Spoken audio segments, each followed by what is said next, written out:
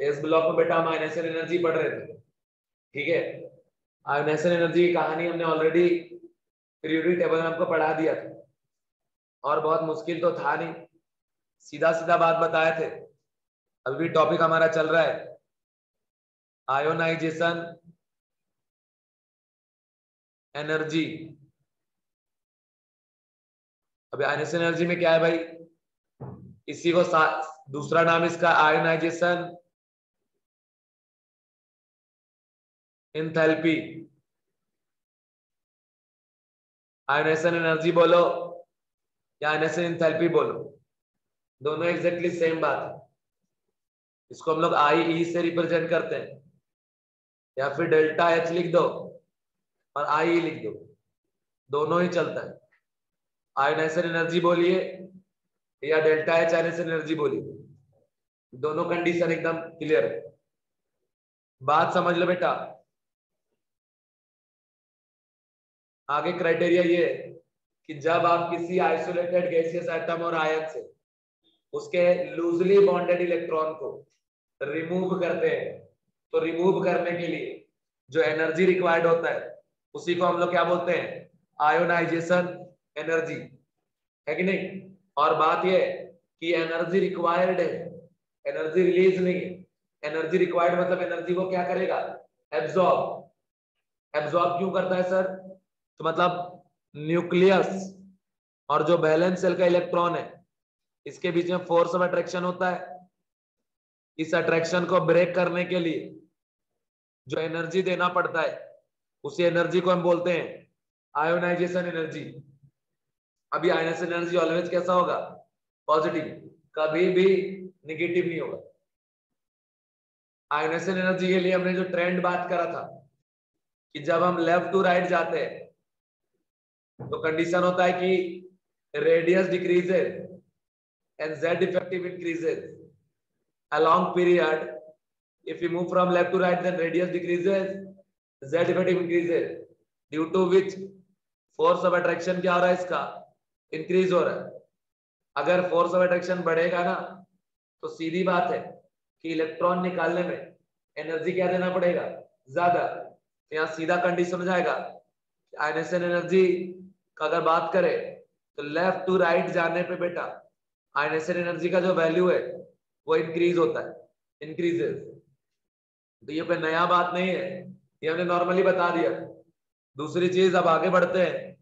हमने आपको ये कहा था कि जब हम ग्रुप में टॉप टू बॉटम जाते हैं, ग्रुप में हम टॉप टू बॉटम जाते हैं, ठीक है, ग्रुप में टॉप टू बॉटम जाते हैं, उस टाइम कंडीशन ही आता है कि रेडियस उसका इंक्रीज होता है due to extra addition of shell, है ना।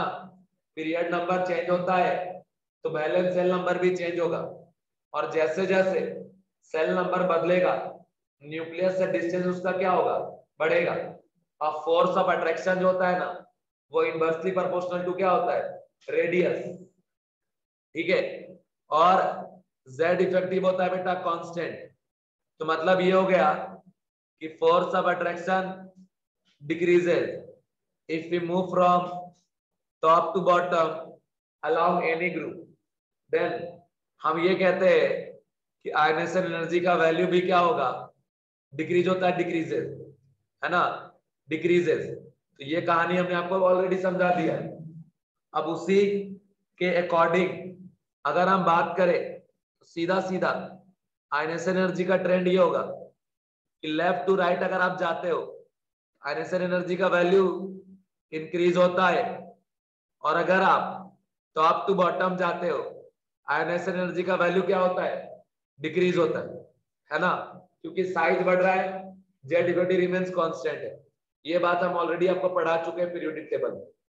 अब अगर हम यहां बात करें लिथियम और सोडियम, पोटासियम, रुबिडियम और सीजियम, तो कंडीशन ये है बेटा आयनेशन एनर्जी का वैल्यू, है ना, के लिए सबसे ज्यादा लिथियम का, सोडियम, पोटासियम, रुबिडियम, फिर सीजियम।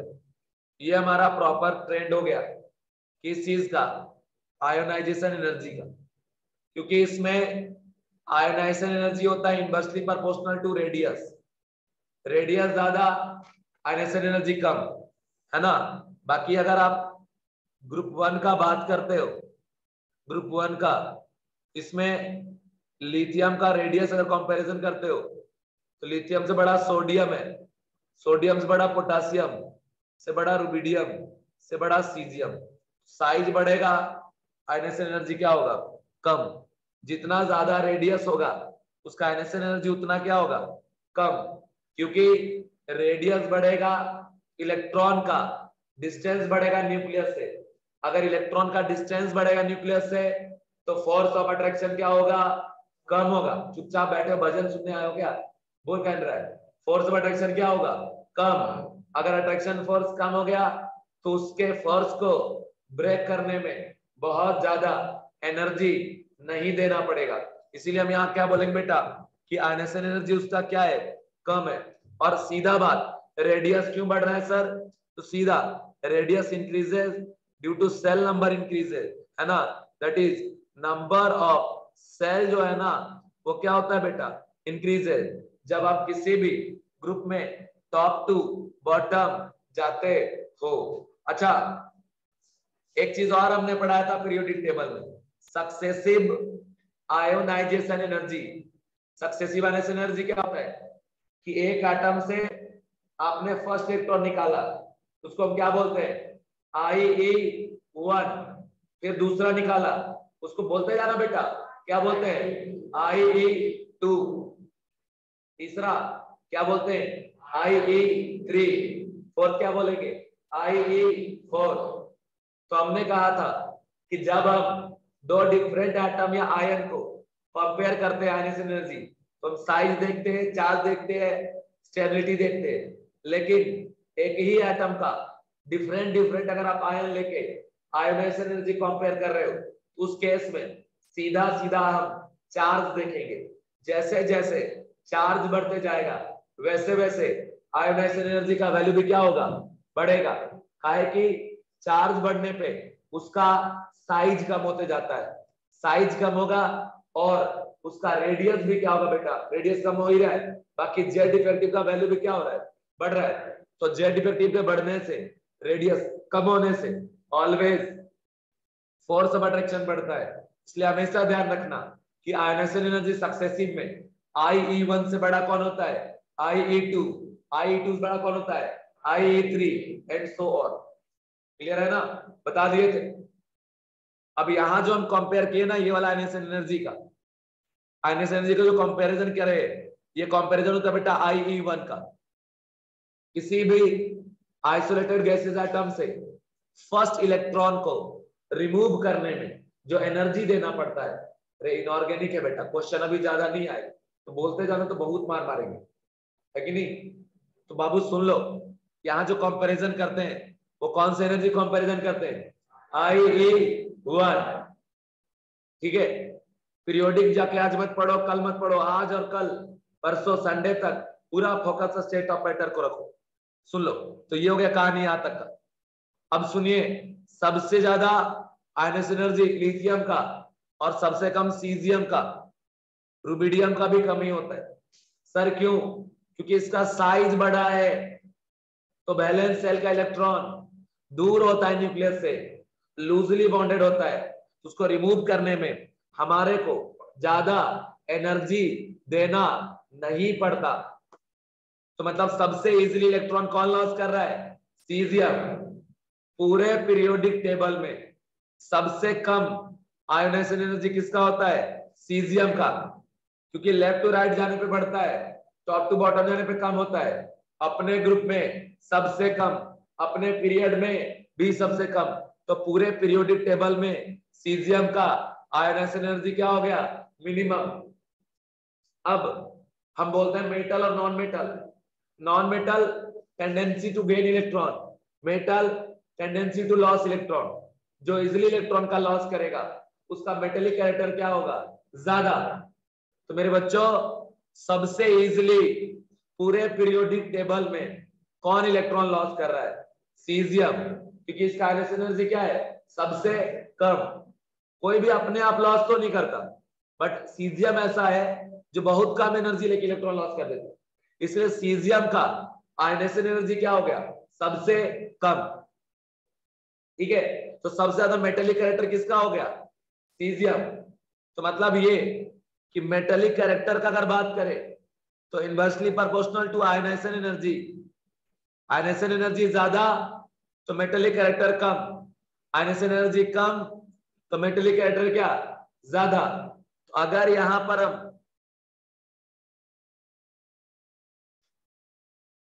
मेटेलिक कैरेक्टर का बात करें बच्चा पार्टी, तो लिथियम ज्यादा मेटेलिक है, सोडियम से ज्यादा पोटेशियम से ज्यादा रुबिडियम से ज्यादा सीजियम, ये हो गया। अब सुनो, वो सोलर देखो, सोलर सनलाइट में जो रखते हैं और उससे बैटरी का क्या होता है, यूज, मतलब चार्ज होता है। मतलब सोलर का यूज करके देखते हो बहुत सारा पानी वानी गर्म करने के लिए सोलर का यूज करते हैं। मतलब क्या है कि इलेक्ट्रिसिटी डेवलप होता होगा, तभी तो। एक प्लेट रहता है देखते हो ना बेटा, जिसको धूप में रखते हैं, तो धूप में क्या है, सनलाइट है, सनलाइट में क्या होता है, एनर्जी होता है, तो उस एनर्जी को एब्जॉर्ब करके इलेक्ट्रिसिटी डेवलप कर रहा है। तो बेटा आपको पता है ना, इलेक्ट्रिसिटी डेवलपमेंट के लिए इलेक्ट्रॉन का फ्लो होना जरूरी है। जहां करंट फ्लो करता है उसके अपोजिट में कौन फ्लो करता है, इलेक्ट्रॉन। अगर इलेक्ट्रॉन इधर जा रहे हैं उसके अपोजिट में करंट जाएगा, है कि नहीं, सही कि गलत, सही। तो मतलब बात ये कि हम जब सोलर सेल का फॉर्मेशन करते हैं तो उसमें भी हम मेटल का यूज करते हैं, और हम उन मेटल्स का यूज करते हैं जो इजिली बहुत कम एनर्जी एब्जॉर्ब करके इलेक्ट्रॉन रिलीज करे। क्योंकि बेटा जैसे करंट इलेक्ट्रिसिटी पढ़ोगे ना, अगर ये वायर है, इधर इलेक्ट्रॉन फ्लो कर रहा है, अपोजिट में करंट फ्लो करेगा। अगर इलेक्ट्रॉन फ्लो नहीं कर रहा है तो करंट फ्लो नहीं करेगा। तो कंडीशन ऐसा है कि करंट फ्लो करने के लिए इलेक्ट्रॉन का फ्लो होना जरूरी है। अब कहानी है बच्चा पार्टी कि हम जो सोलर प्लेट बनाते हैं, है ना, सोलर सिस्टम वाला, उसमें हम मेटल का यूज करते हैं, उन मेटल्स का जो बहुत कम एनर्जी लेके आयोनाइज हो जाए। क्योंकि जो एनर्जी आ रहा है ना सनलाइट से, लाइट से, उसी से आयोनाइज होकर इलेक्ट्रॉन देना है, और बाद में इलेक्ट्रॉन फ्लो होगा सर्किट में तो करंट फ्लो करेगा। इसीलिए आप देखते होंगे सोलर प्लेट है उससे वायर कनेक्टेड रहता है कि नहीं। तो बात ये हो गया कि भैया आप बताओ मुझे अपने दिमाग से कि सबसे कम आयनेशन एनर्जी वाला कौन सा है। देखो ये गलत है कि नहीं है, बोल नहीं रहे हो। सबसे कम आयनेशन एनर्जी का कौन सा है, सीजियम। बेटा यहाँ पे सुन लो, फिजिकल नहीं है ये ऑर्गेनिक भी नहीं। यहाँ ज्यादातर क्वेश्चन अभी नहीं मिलेंगे, अभी हम थ्योरी पहले सीखेंगे फिर क्वेश्चन कराऊंगे एक साथ। तो बोलोगे तब ना याद होगा यार, तब ना दोस्ती यारी होगा इससे। कैसे चिल्लाते हो आर्या आर्या, तो दोस्ती है तब ना। तो यहाँ पे वही बोलोगे तब तो दोस्ती हो जाएगा, बोलना है। तो बताइए सबसे कम आयनेशन एनर्जी किसका है, सीजियम, सीजियम का। तो फोटो इलेक्ट्रिक सेल में सबसे बढ़िया कौन यूज होगा इसमें, काहे भाई, बहुत इजीली क्या हो जाएगा, आयोडाइड। तो हम फोटो सेल में यूज करते हैं इसका, सीजियम, पोटासियम का। लेकिन लिथियम सोडियम का यूज नहीं करते क्योंकि उनका आयनेशन एनर्जी क्या है, बहुत ही ज्यादा। देखो नहीं बोलते हुए पकड़े गए ना, तो अब मेरा हाथ बोलेगा। अगर गर्ल्स नहीं बोलते तो उसका सीधा बॉयज को पीटेंगे, याद रखो, और उधर भी पनिशमेंट दूंगा बेटा। तो याद होगा, क्लियर। अब आगे चलते हैं, तो यहाँ पॉइंट बना के लिखिएगा नोट करके। समझाना बहुत पड़ता है बेटा, यहाँ टीचर की बैंड बज जाती है समझाते समझाते, और तुम लोग बोल नहीं रहो। क्या लिखोगे, potassium and caesium are used in solar cell for photo electron generation.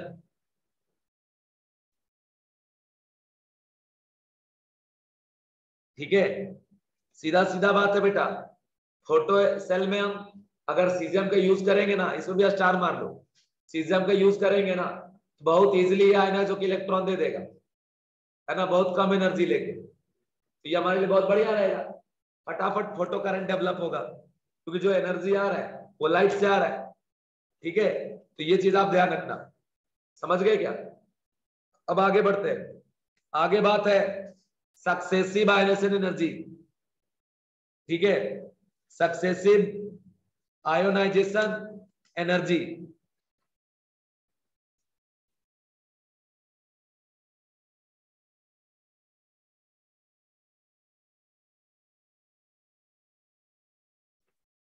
इसमें तो ट्रेंड फिक्स है, IE1 से जब भी बड़ा होगा तो IE2 से बड़ा होगा IE3 ऑलवेज, बिना किसी दिक्कत का बच्चों। ठीक है, लाइट का मेंटोस सुने बेटा, मेंटोस सुने बेटा, वो मिलेगा इधर कहीं बेटा, लाओ ना, खाते हैं यहाँ, कर लेंगे ऐसा यार, लाइट जलेगा। बंद कर लो ना फिर बेटा, बंद कर लो, अरे यार बंद कर लो, लाइट चमक रहा है बिल्कुल बंद करो।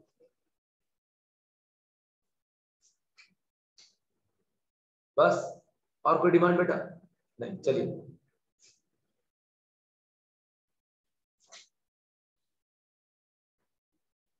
कोई बात नहीं, चलिए। तो ये IE1 जो है ना, IE1 से बड़ा होता है IE2, IE2 से बड़ा होता है IE3। ठीक है, ये तो एकदम फिक्स है, एकदम फिक्स, इसको कोई नहीं बदल सकता। लेकिन फॉर ग्रुप वन अगर हम बात करें, फॉर ग्रुप वन अगर हम बात करें, जरा कहानी ये है, अगर मेटल है M कोई भी यहाँ का, यहाँ कॉन्फ़िगरेशन है इनर्ट गैस NS1, है कि नहीं, और जब यहां पे आयोनाइजेशन एनर्जी प्रोवाइड करोगे 1, ये M से बनेगा M+, और इसमें से S1 से एक इलेक्ट्रॉन लॉस हो जाएगा, इसको कॉन्फ़िगरेशन हो जाएगा इनर्ट गैस।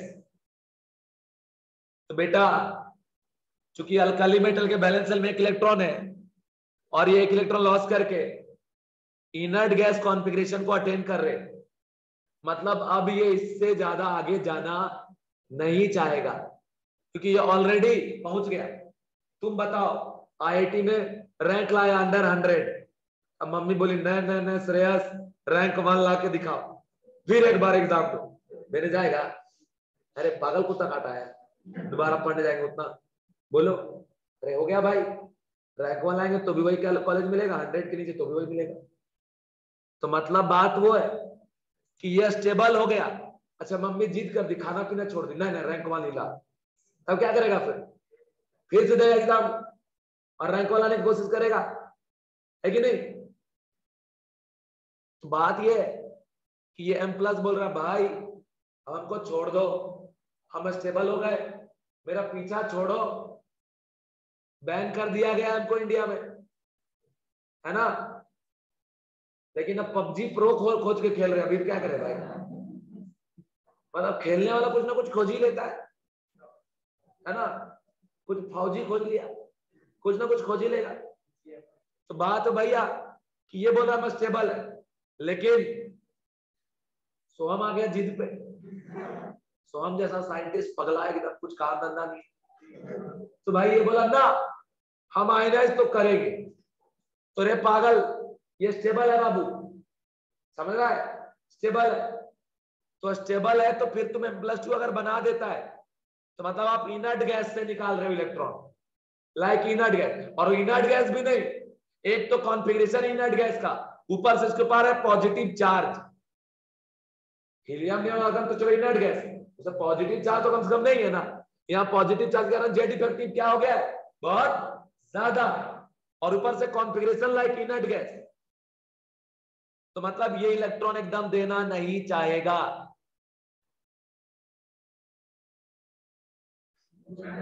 अब जब इलेक्ट्रॉन देना नहीं चाहेगा तो बात यह है कि ये M+ से M+2 पे जाना चाहेगा क्या? रोहन, सोहन क्या नाम है तेरा? नहीं जाना चाहेगा, लेकिन तुम भेज रहा जबरदस्ती, पूरा एनर्जी लाइटर की जगह गैस जला के, समझ रहे हो कि नहीं? तो यहाँ पे कौन सा एनर्जी लगा बेटा? IE2, and due to this stable configuration IE2 is very greater comparable to क्या?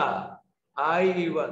और बच्चा पार्टी जो हम बोलते थे ना कि नहीं एक इलेक्ट्रॉन लॉस करता है और यूनि पॉजिटिव कैटायन बनाता है, ये डाई पॉजिटिव नहीं बनाता, उसका एक कारण ये भी है कि ये इजिली सिर्फ एक ही इलेक्ट्रॉन लॉस कर रहा है।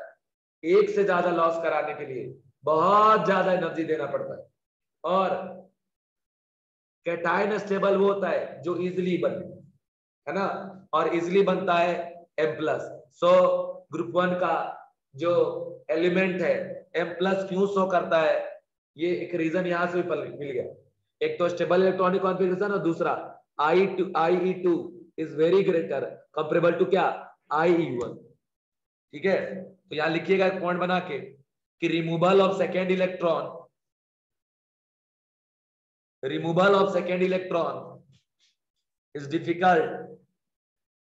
is difficult, so they form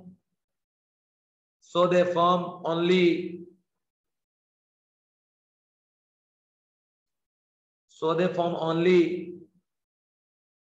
M+ ion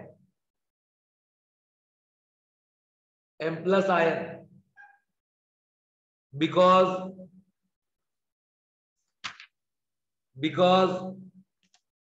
after removal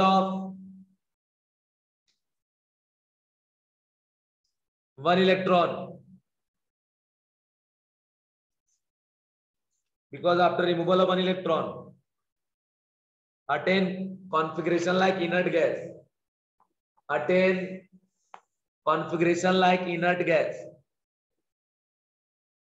जैसे यहाँ एग्जांपल हमने लिया सोडियम को बच्चों। देखो ये जो सोडियम है ना, इसका कॉन्फ़िगरेशन है 1s2 2s2 2p6 3s1। समझ में आ रहा है बेटा? मजा आ रहा है? समझ में आ रहा है? दिल दिमाग में जा रहा है कि नहीं जा रहा है? बोलते रहना बस, अभी दोस्ती करना है, बोलोगे तो याद होगा बेटा। प्रैक्टिकल समझो, आपका बैठना या मकसद और मेरा एक ही है कि आपसे क्वेश्चन बनना चाहिए। सर पढ़ा रहे, सर ऐसा पढ़ा रहे, सर वैसा, क्वेश्चन ही नहीं बन रहा, क्या फायदा भाई, है कि नहीं? और हमको पता नहीं क्वेश्चन के हिसाब से बनेगा। तो यहां हम देंगे IE1, तो ये लॉस होगा आउटरमोस्ट सेल का लूजली बॉन्डेड इलेक्ट्रॉन। इसका चेहरा देखिए, लगता है कि पबजी खेलता हूं उसको। चेहरा देखिए इतना मासूम लग रहा है एकदम। 1s2 2s2 2p6, है कि नहीं? आ देखिए कॉन्फ़िगरेशन लाइक इनर्ट गैस। अब यहां पे लगेगा IE2, जाएगा Na+2 पे, कॉन्फ़िगरेशन 1s2 2s2। आप कल बताते हैं तो कौन खेल रहा है। 1s2 2s2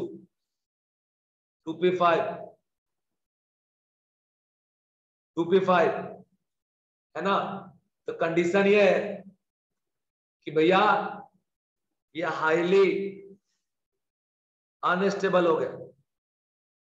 कोई जिंदगी में स्टेबिलिटी से अनस्टेबिलिटी पे जाना नहीं चाहे। जैसे मुझे बोला फिजिक्स पढ़ाओ कल से, पागल कुत्ता काटाएगा है? अरे वही ना पढ़ाएंगे जिसमें कंफर्टेबल है बेटा। ऐसे ड्रामा करने के लिए एक टॉपिक पढ़ा देंगे, लेकिन पूरा सब्जेक्ट पढ़ाना, समझ रहे हो, आसान काम है क्या? मैथ पढ़ा दिए एक दिन, डिफरेंशिएशन, लेकिन उसमें भी डेंजर सेक्शन है कि नहीं है? बात वो है कि हम कंफर्टेबल किसमें है? केमिस्ट्री। हम केमिस्ट्री ना पढ़ाएंगे यार, हम टीचर है लेकिन केमिस्ट्री ना है। अब तुम पूछेगा मैथ लगा देंगे कान के नीचे। तो बात वो हो गया कि ये यहीं पे स्टेबल है, ये आगे नहीं जाना चाहता। तो बात भैया स्टेबल है, रहने दो ना भाई, क्या दिक्कत है तुमको?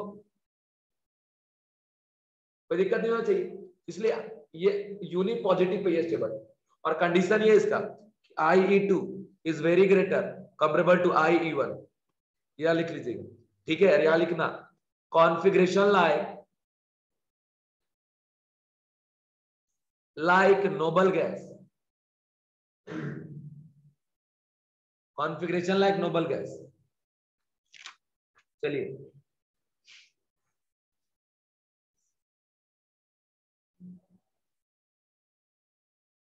ठीक है, आगे बढ़ जाए। जो बच्चे ऑनलाइन ज्वाइन देख रहे हो ना बेटा, ये मीटिंग का लिमिट 40 मिनट है, तो फिर से ज्वाइन कर लेना। आगे देखिए, नेक्स्ट है टॉपिक हमारा इलेक्ट्रोनिगेटिविटी।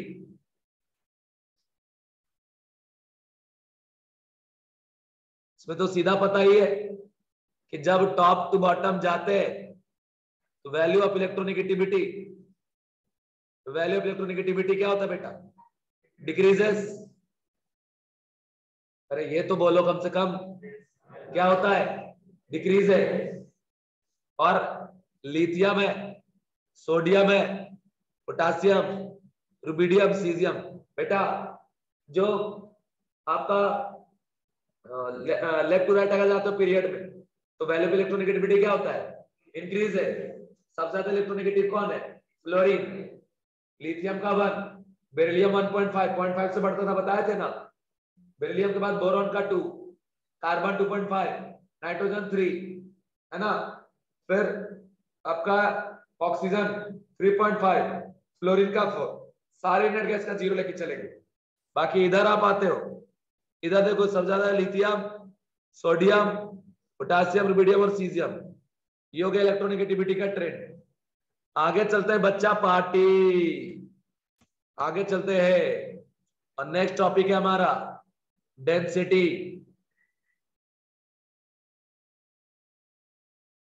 डेंसिटी, अब ये जो डेंसिटी है, डेंसिटी में ध्यान रखिएगा कि मेरी बात समझ लीजिए कि अब हम डेंसिटी की बात करने जा रहे हैं भाई। डेंसिटी ऐसा पूछता है क्वेश्चन, इसका याद रहेगा नहीं बनेगा, याद रखना। डेंसिटी होता है मास बाय वॉल्यूम, ये तो पता है।